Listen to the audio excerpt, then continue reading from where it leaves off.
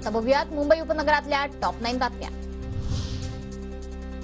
मुंबईतील धर्मादाय रुग्णालयात केवळ 12,000 काठांची व्यवस्था, आर्थिक विषमतेवर आधारित वैद्यकीय उपचार असू नयेत, प्रधान सचिवांच्या सूचना। सीएसएमटी स्थानकात अपुऱ्या स्वच्छतागृहांमुळे नागरिकांची गैरसोय, स्वच्छतागृहात जाण्यासाठी प्रवाशांना 10 ते 15 मिनिटांची प्रतीक्षा।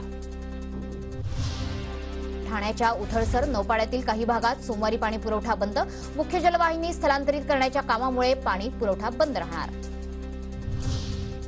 पनवेलच्या उल्वे, खारघर, तळोजासह द्रोणागिरीत आजपासून 24 तास पाणी पुरवठा बंद, हेटवणे जलशुद्धीकरण केंद्राच्या दुरुस्तीचं काम हाती।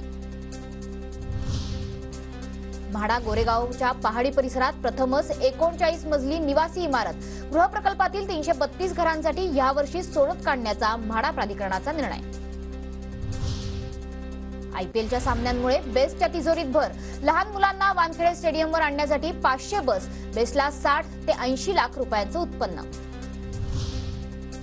ठाण्यातील वर्तकनगर पोलीस वसाहत पुनर्विकास प्रकल्प रखडला, प्रकल्प खर्च वसुलीसाठी गृहबांधणीऐवजी भूखंड विक्री, अतिरिक्त घरे बांधण्याऐवजी उपलब्ध भूखंडांची विक्री करण्याचा निर्णय।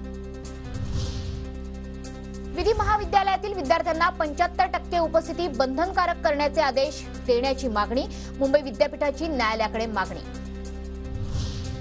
मुंबईच्या ताडदेवमधील आंतरराष्ट्रीय शाळेची 87 लाखांची सायबर फसवणूक, सायबर पोलिसांना 82 लाख रुपये गोठवण्यात यश।